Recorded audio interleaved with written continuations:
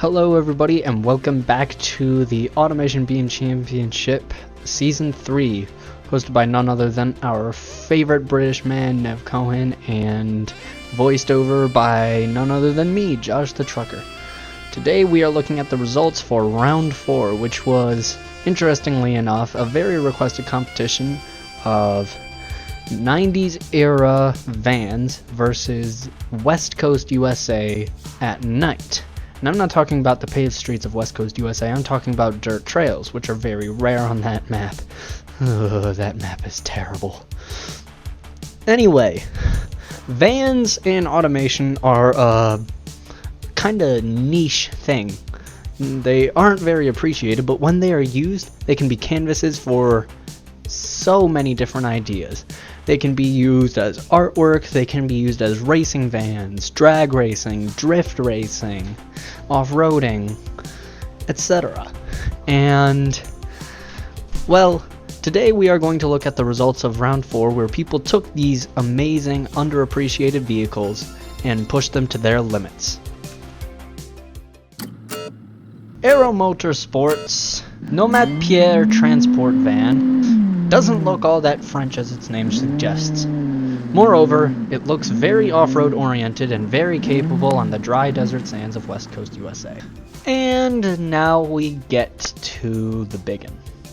Dreamer Motors' Kawaii Desu Space Van is yet another dustbuster vehicle. However, it's got a huge engine. The Fraser Carrier C53 by Egg Motorsport is one of a few attempts to make an interior. It's also one of few dustbuster vehicles, which means the body isn't all that uncommon after all.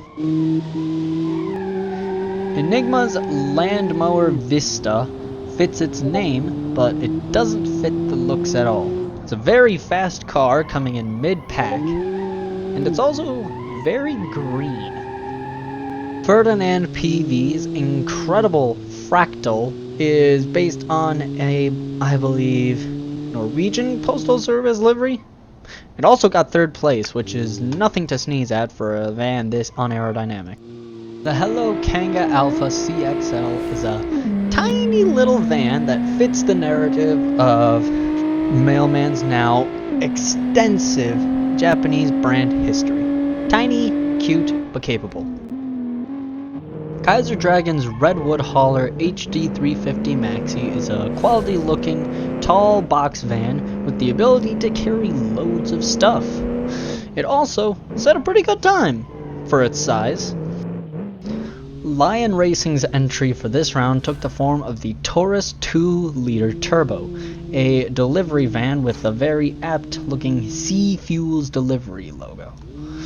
I can only assume that's for delivering fuel. The only thing I can commentate on LMAO Borghini's interestingly designed van is whatever the livery is. I can't really say much else. The Metz Conveyor 1022 is a very forward set cabin-wise van with a tall roof and a very simplistic but very good-looking design. NMR's Birkeland SR racing van apparently paid off with a lot of power, a lot of low ground clearance, a very powerful engine, and it ended up getting the second fastest time in the competition. Those racing stripes did it right. The Picard Portage 3100 is a large van destined to do very well on the course, getting itself a 5th place due to a very powerful engine. The Sigma Smons Telecom van is an aptly themed van for a telecommunications company, and the creator even went so far as to make a website, which, much respect. So either one of the safety ambulances drove onto the course by mistake, or Team Artemis entered their own straight imported from Scotland. Either case, it looks very good, and it performed even better. The Thistle Big Yin van is a very adeptly styled boxy cargo van that got a very good time on the course. That's all I can say about it. The Type-in VC is a simply named yet very adaptable van with a transit-like aesthetics profile and a very good engine, beating out the BeamNG Drive Gavril H series. Unfortunately, not beating much else. The Velocita Uber cargo van concept is my absolute favorite van with a retro dustbuster design and an awesome engine.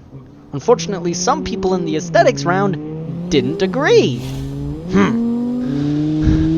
Vernon Autos, or Vernon V Sport, didn't put any pictures up on their Google Drive folder, so I can't have any comment about their vehicle. So, yeah, it's a van. The Vulcan Expedience is a large, transit-shaped van with an ugly growth on top that's supposed to pass for an extended roof. It also uses the Helvetia flag design, meaning it's supposed to mimic a British Ford Transit, which is bad to see in traffic.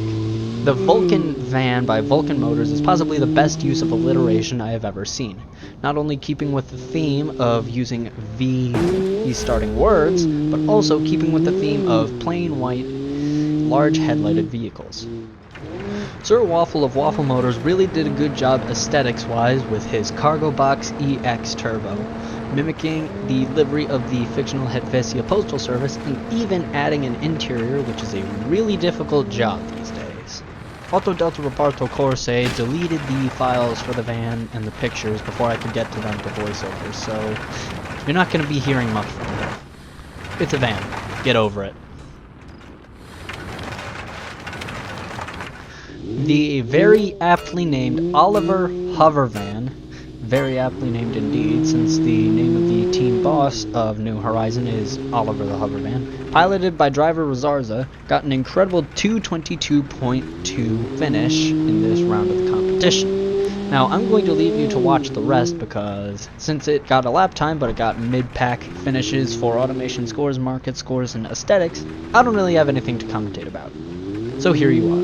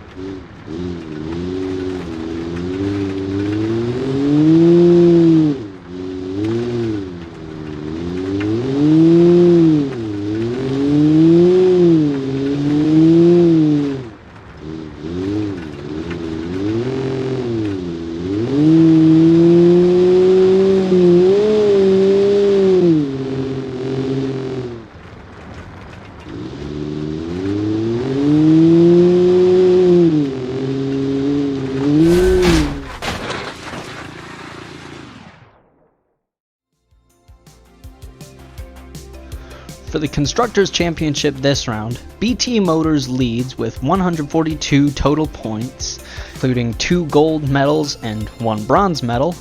Waffle Motors has 2 silver medals and a bronze, adding up to 138 points, and Smonts Racing gains 1 single silver along with several mid-pack finishes, gaining himself 129 points and a close lead ahead of New Horizon.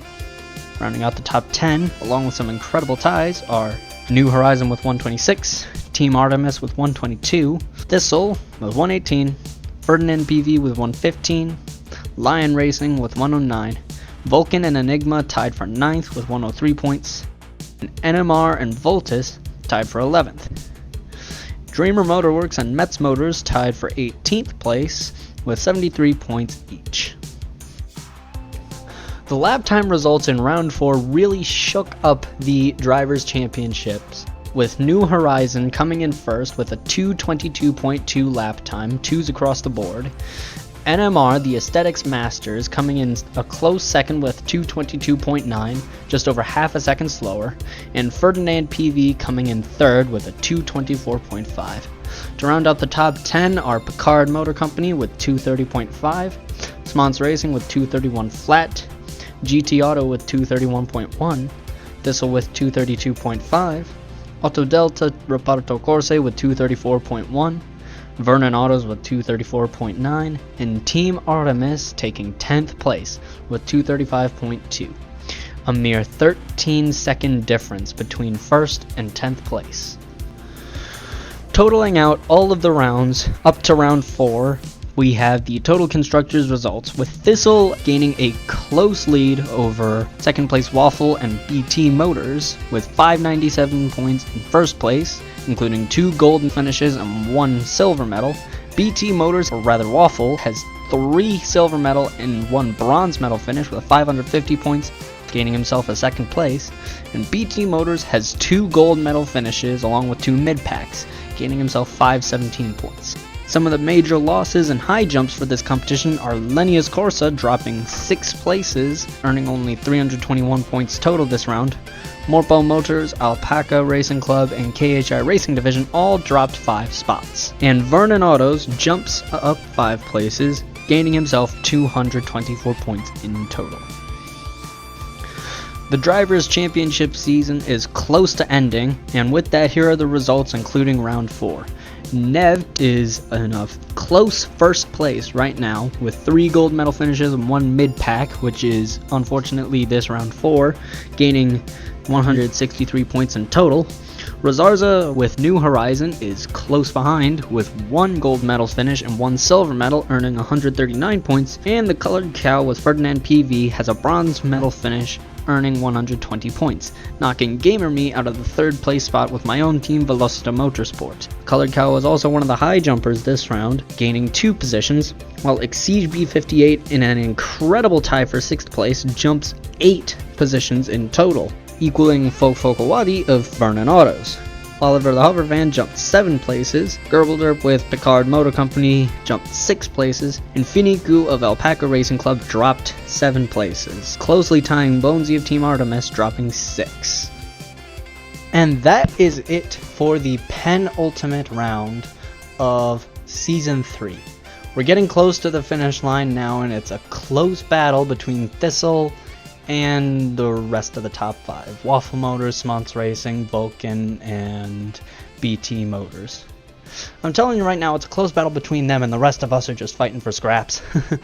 See you guys at the ultimate round, and I cannot wait to see how this all turns out. Bye bye for now.